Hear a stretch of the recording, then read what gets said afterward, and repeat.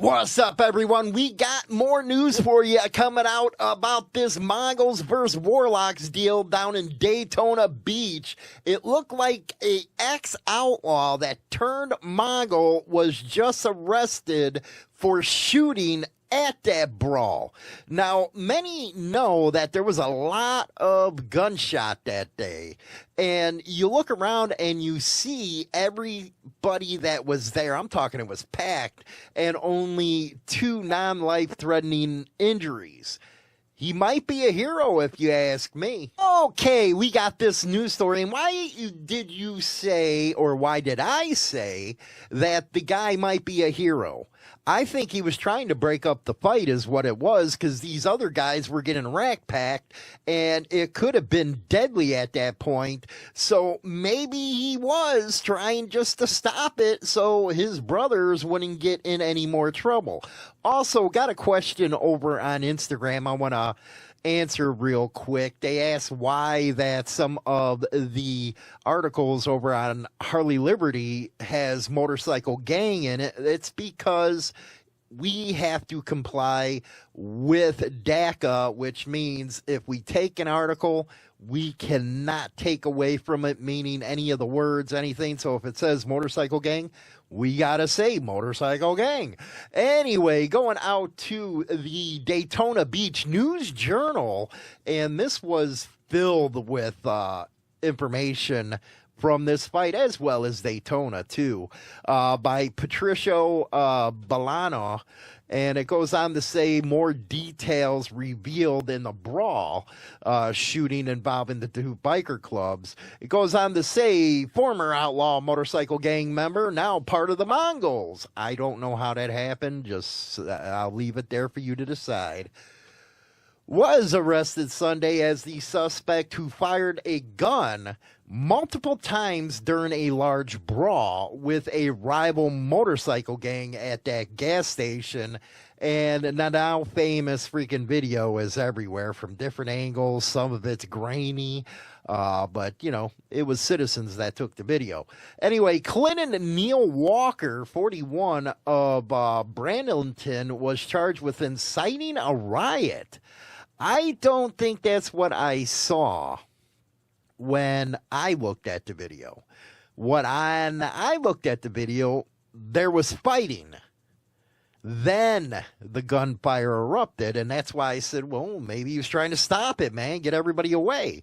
Because there were a lot of, when the shots rang out, a lot of the guys from the Mongols were spreading out, so it was stopping. I don't think it would be a riot. Come on, man. At least that's not what I saw from the video. You got to let me know what you saw. Discharging a firearm in public and aggravated assault with a deadly weapon. Walker was out of the Volusia County branch jail Monday on $75,000 bail. Now, if he's the one that everybody's seen in the video shooting up in the air, they charged him with discharging a firearm in public. Aggravated assault. Who did he assault for firing the gun up in the air to just try to stop something? I think he saved some lives there, man, but hey, you know, you might think I'm wrong. Now, according to the cop shop, the gunfire erupted during a brawl where punches were thrown in a crowd of 25 people or more at 11:45 a.m. Saturday at the RaceTrac gas station at 3000 State Road 44. So they're just estimating how many people were in the crowd. According to them, it was 25 people or more. Walker was part of a group of Mongols who confronted the Warlocks, and they don't put in here because there's different Warlocks factions. A lot of people are saying the Phoenix Warlocks, so you know, even the news have been showing some of their patches. So Phoenix Warlocks, who were already gathered in the parking lot of the gas station, so they're claiming that the Warlocks were already there. Mongols Motorcycle Club is located on Cow Creek Road in Edgewater, so you're going to expect seeing a lot of cops freaking driving by now. Police said it was not immediately clear what sparked it. Walker was driving a Chevy Silverado, which was stopped at 726 US 1 in Oak Hill shortly after the brawl and shooting. He was arrested and his vehicle towed. Now, it goes on to give you an update here on the Warlocks. They were injured after the gunplay. They call it gunplay, really. And brawl was over at the gas station. Warlocks motorcycle gang member Marvin Granick, 55 of Deltona, was found a bullet grazed to the side of his head. Now, that's a very interesting deal right there. While another Warlocks member, Thomas McDaniel, 64 of Virginia, was struck in the back of the head with nunchucks. Come on, man, really? It took 25 guys on a 55 and a 64-year-old. That's ridiculous, man. Come on. No wonder I'm getting all the comments that I am on the freaking videos. McDaniel told police that when he arrived at the gas station, a few Mongols were at the pump and they acknowledged each other. 15 minutes later, McDaniel exited the convenience store. He saw a large number of Mongols arriving at the gas station, and then quickly and with purpose, the Mongols rushed towards the Warlock and shouting was heard. So it looks like a 55-year-old and a 64-year-old. Jesus Christ. After the incident, Trimboli of the Mongols arrived at Halifax Health Medical Center with a gunshot wound to the stomach. So there's more information coming out. Maybe one of the Warlocks also pulled out his gun on this. You really can't blame them if, you're 55, 64 years old, you're getting rack pack. I'd pull a gun too and start shooting. Let's see here. Trimboli, 35 of Naples, would only tell the police that he was somewhere in Edgewater alone, practicing cross-drawing when the gun discharged, hitting him in the abdomen. Rock on. In a melee, the vehicle belonging to James Reynolds, 62, was hit by bullets, and he declined to press charges on this. And then it goes on who they were assisted by and all that good stuff. And it goes on to say, see, there was a lot of witnesses with this, a lot of video recordings, so I don't know why it happens anymore. But hey, I'm not a part of the club. It's your club, whatever. You want to get caught on camera and all that crap, go to prison. It is what it is. Police said the video showed a group of Mongols beating a person on the ground, and then 12 to 15 shots were heard dispersing the large crowd as people sought cover behind bushes. That's, we can talk about that in a second. And another witness also described the shooter that matched Walker, so now he has witnesses against him. And Walker had a Mongols tattoo on his neck. And it goes on to say, former firefighter, Marine, and outlaw gang member. It says sources indicate that Walker was fired in 2018 from the Hill. I remember this one. Hillsborough Fire Service after he was investigated for an outlaw gang bar fight in Key West. Then it goes on to say Walker had unwavering loyalty to the Outlaws. It doesn't seem like that came out to be true if he went to the Mongols. The report that Walker was recruited by his fire captain, Jay Costa, who is a president of the Outlaws, and it goes on to where he even served in the Marine Corps, which, a lot of club guys do that. But yeah, it looks like a lot more information has come out on this one. I can't believe it though, man. 55 years old and 64 years old, and you have them all jumping you. Man, do I retract my statement at the beginning, man. Well, no, maybe, maybe he was trying to, break it up. I don't know. Either that or he's a bad shot. But there was some people with bullet wounds, it looks like, in this. But can you really blame them? 55 and 64? Yeah, start pulling out and start popping rounds off. Because to me, that's despicable. to rat pack somebody that old. What's that even proven? I don't know. You have to tell me. You're the listeners. I'm just covering it for you. But one thing that a anchor said on the news when covering this, and it's over on Instagram. I actually put a poll up there, yes or no, true or false, or something like that. And he went on to say it only takes a couple biker gangs to freaking ruin it for everybody. And if you think about that statement and you look how this went, it's like, damn, man, the guy might have a damn point, especially after learning a lot of just some of the preliminary information that is coming out right now.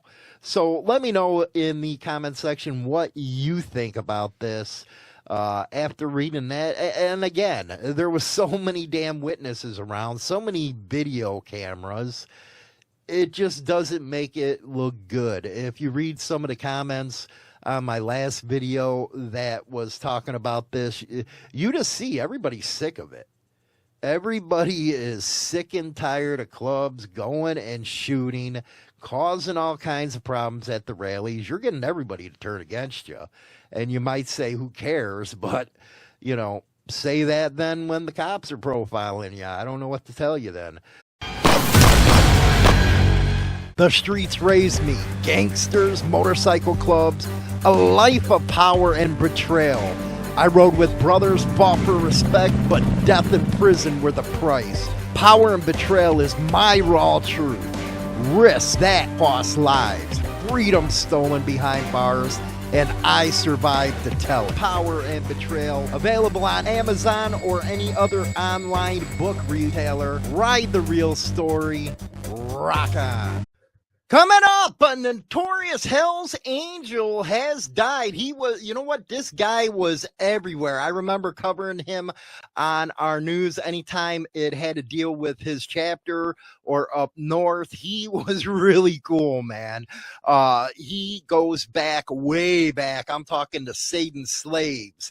That's a long time. You really don't see that many guys that have been around 30, 40, 50 years anymore. And this is a sad day for the motorcycling community, the motorcycle community, whatever you want to say. We're going to be talking about that. And also Power and Betrayal, man. It is coming out April 8th. It's going to be available on Amazon, all major bookstores. You can actually go and pre-order the Kindle right now, but it's going to be available in everything, man. Paperback, hard book, Kindle, audio, the whole 9 yards. But let's get back and talk about this deal going up. Also, before I forget, man, members only over on Insane Throttle and Black Dragon Biker TV. If you're a member of one of those two channels, starting Sunday, 8 p.m. Central Standard Time, we're going to be doing the biker angle live, and you'll only be able to see it if you're a member. So let's go into this right now out of the Vancouver Sun. The original BC Hells Angel and longtime, as they say, it's not Hollywood saying, gang spokesman dies. This by Kim Bolin, and it was Rick Ciarniello. He has died, and prompted tributes from everybody across social media, because this was a big name, man, up there. And also in the biker news business, we often heard from them. Sad state of affairs. Our thoughts go out to the Hells Angels up north by losing them. It goes on to say he testified in court for his beloved club. He held news conferences to contradict police who warned the group was a criminal organization. And that's what, he is a trailblazer in this, because anytime there was problems up there, he'd be the first to get on there and try to destroy the narrative of the media. And I wish they'd be smart enough down here at the clubs where they'll actually have a spokesman to fight what they're putting out in the media on them. He was greeted like a celebrity at major biker events like the July 2023 40th anniversary party in Langley. He died after a lengthy illness, prompting tributes from underworld social media accounts. I love how they put that. He just turned 80, man. I just hope to God, the old man upstairs, that if I make it to 80, I'm still riding a motorcycle like him, man. That is beautiful stuff right there. Now, Brad Steven, a retired Vancouver police biker specialist, you know, these biker specialists always come up. How can you be a biker specialist if you've never been in a motorcycle club? Why? Because you worked a case or something? Give me a break with that, man. It's just like Steve Bonehead Cook. Every time something goes down, he rushes for the newspaper like he is some type of freaking legend or something. Said Rick was always trying to defend the Hells Angels publicly, all while wearing the small 1% patch signifying the HA identified as an outlaw gang. The police found it odd that there was a member of an outlaw biker club trying to convince the public they were a bunch of fun-loving good old boys wearing a 1% patch on his vest.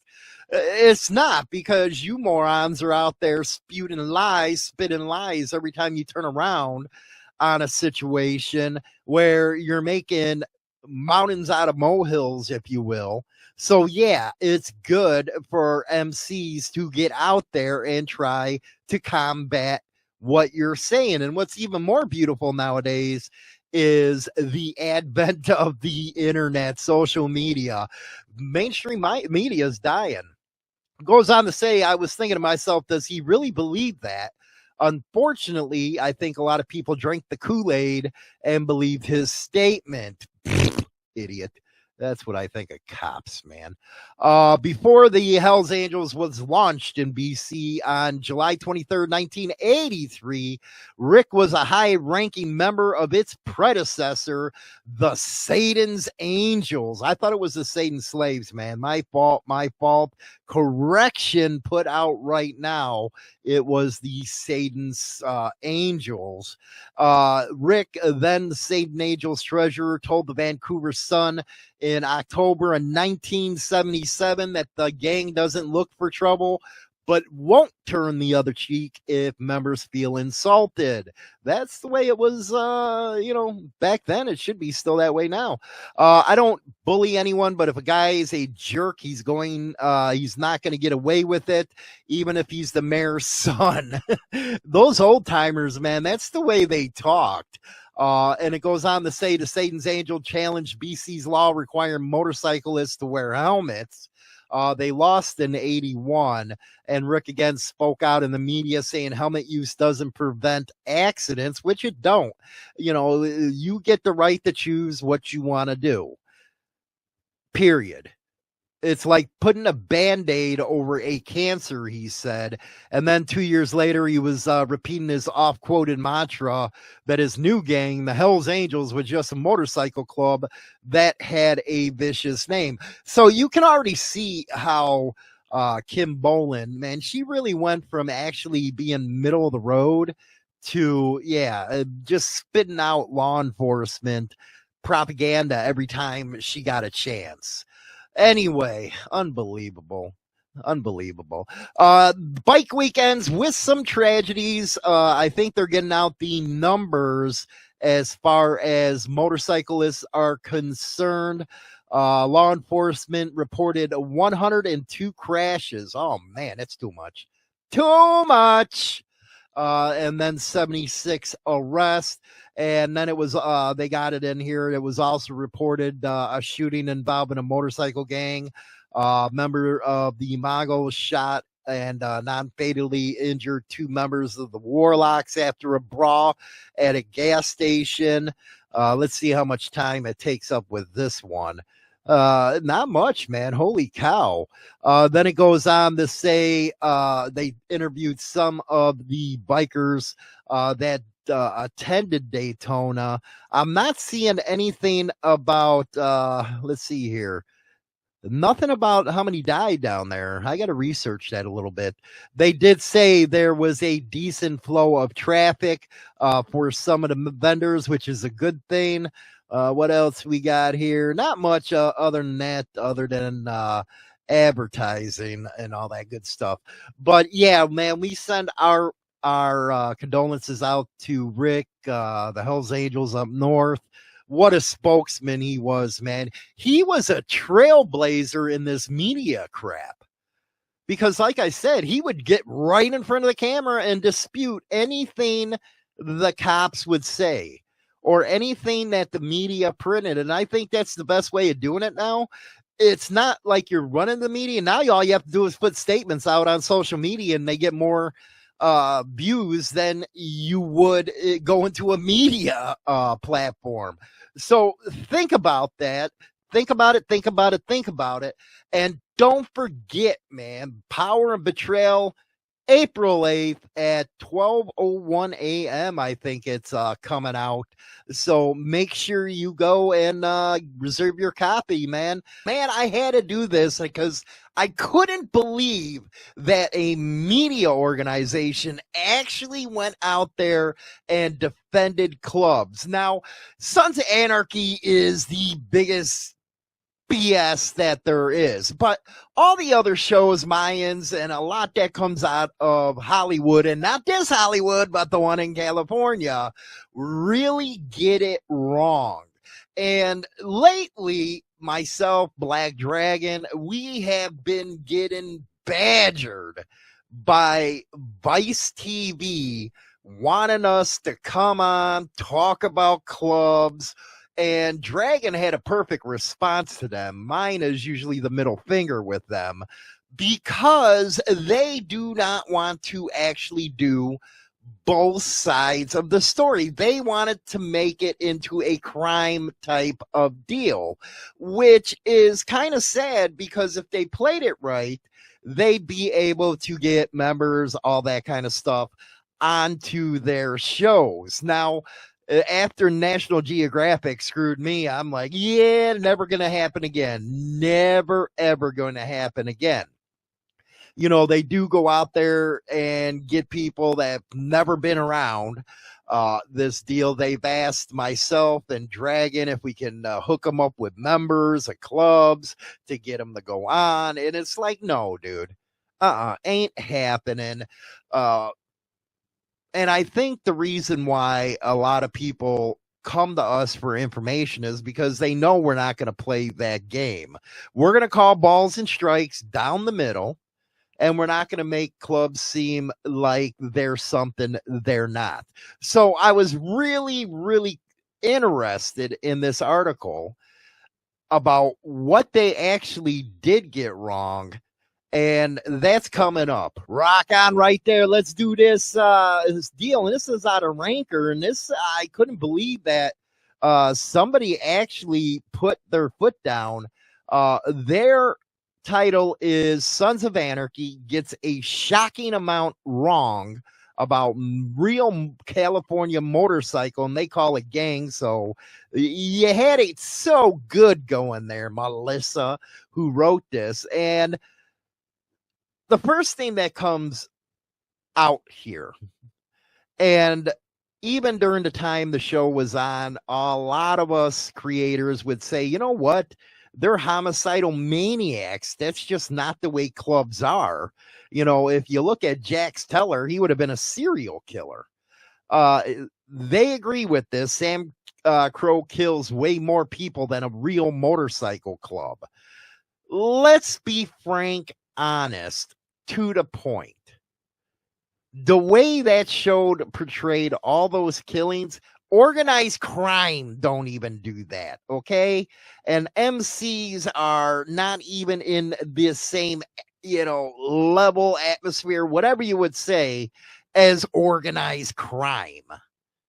Just being honest, man. And I've talked about this, you know, there's certain, see with clubs, a lot of the people live off the past reputation of clubs when it was really pretty bad after Vietnam, 80s, 90s, when stuff was happening. But at the same time, it was only a few that would go out there and do that kind of stuff. And clubs live off that reputation. It's sad to say, I'm just being honest, man. That's what we do here, is be honest. So when you seen that many murders happening, that's outrageous. Clubs do not do that. Do they do stupid stuff like shoot in public sometimes? Yeah. But they never go to a level that, like it said here, there was over 153 people murdered in, let's see here, Sons of Anarchy Club Redwoods Original. There's no, you're lucky to get one every freaking 10 years or something. Going on, the initiation process is even more extensive than the SOA lets on. Now, one thing is you don't have to go around committing crimes like the prospect pictured it right there.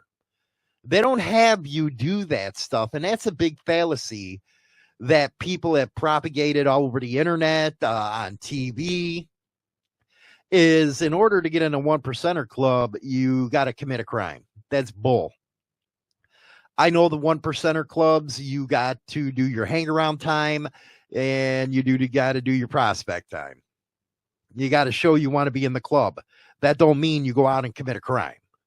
That's just BS. And can it be hard? Hell yeah, man. Sitting there as a prospect out there guarding a meeting or something in minus, 20 weather. Yeah, but it never gets as serious as they claimed in this show and other shows like Mayans and stuff like that. And you're right on this one. Gemma Teller would have been punished for her meddling. She is a woman, and usually women in any club, now some clubs have changed, okay? I'll just leave it there. Women they don't have a seat at the table. They do not have a say in a MC.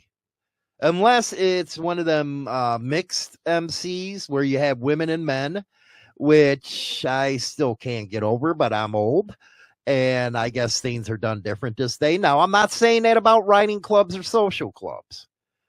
I'm saying it about MCs in general. Women are not supposed to have a say.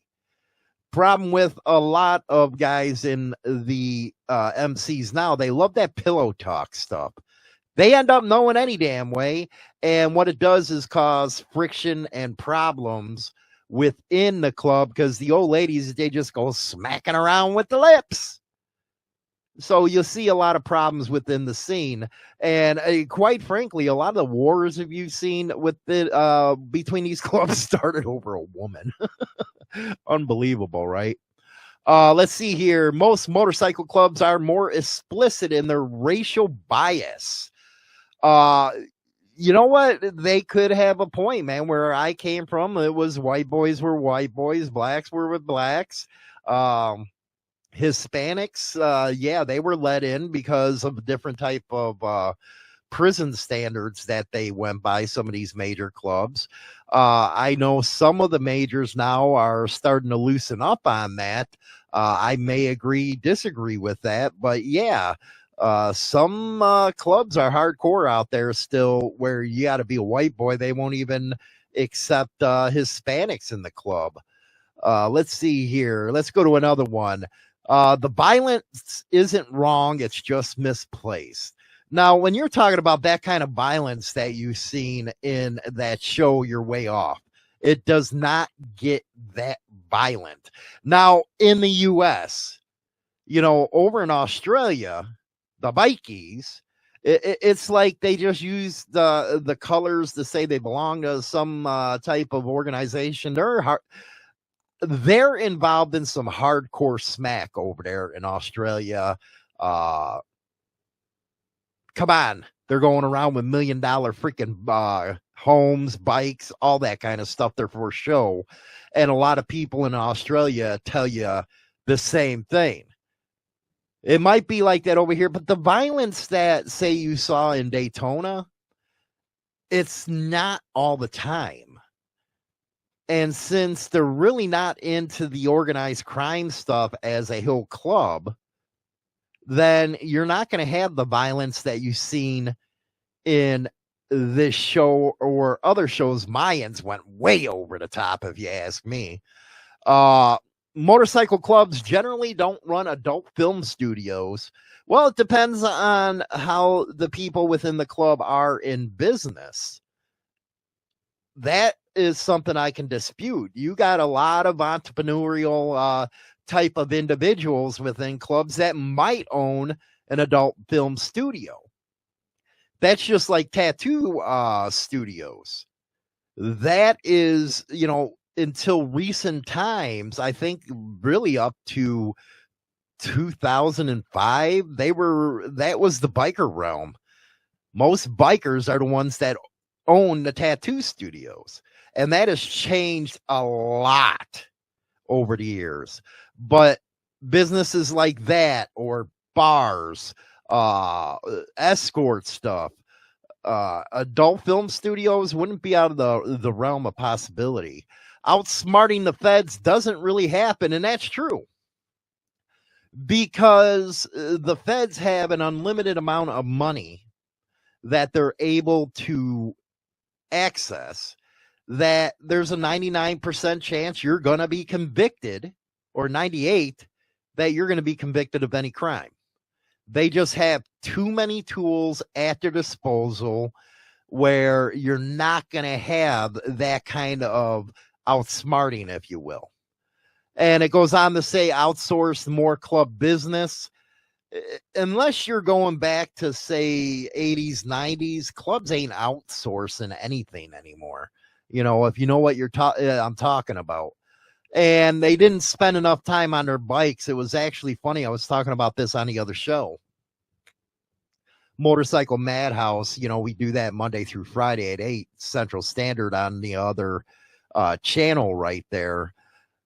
The clubs don't spend that much time on their bikes. You know, I was talking about real bikers compared to who's the fake bikers. And if you actually look at it, club guys always look at others like, oh man, you're a rub, or you're not real. Dude, you're the one sitting on the bar stool. These people are out there riding their motorcycles, man, and they do a lot more miles than you do. You know, that is a very interesting subject. I can go in a whole video about that. But they don't spend enough time riding their bikes, motorcycle clubs. And you can't tell me that I'm lying about that, because everybody who's ever been in a club can see that. You spend more time just sitting around talking about dumb stuff than you are out there riding and having a good time, which is what a motorcycle club is supposed to be. But I'm really thankful that they got that article out, because the mainstream media might be learning, huh? Anyway, Power and Betrayal, it's going to be out April 8th, man. Took a lot of work into that one. I was very blunt in that book, if you will. Learn a lot of good stuff. Don't forget, pick that up. It will be available on Kindle, which I think you to pre-order now. Paperback, hard cover, as well as audio. So be on the lookout for it. Rock on. The streets raised me. Gangsters, motorcycle clubs, a life of power and betrayal. I rode with brothers, fought for respect, but death and prison were the price. Power and betrayal is my raw truth. Risk that cost lives. Freedom stolen behind bars. And I survived to tell it. Power and Betrayal, available on Amazon or any other online book retailer. Ride the real story. Rock on. Join the insanity by becoming a member of the Insane Throttle Club. Get hundreds of members-only videos and hundreds of hours of members-only content. We have 3 affordable levels: Hang Around, Prospect, and Full Patch. Each level help support the channel and all of our biker content. Get content of interviews with the who's who in the motorcycle and biker lifestyle scene. Subscribe on the Insane Throttle YouTube channel now and get access to the members only today and become part of the insanity. The an in-depth look at the trials and tribulations of street gang and motorcycle club life. This isn't the run-of-the-mill book that doesn't get the goods. This book will go into detail of events that actually happened. All materials in this book have been approved by those involved. There is nothing poetic, nor is there any price worth paying for the life we choose to live on the streets. James Hollywood Machikari, Brotherhood and Betrayal.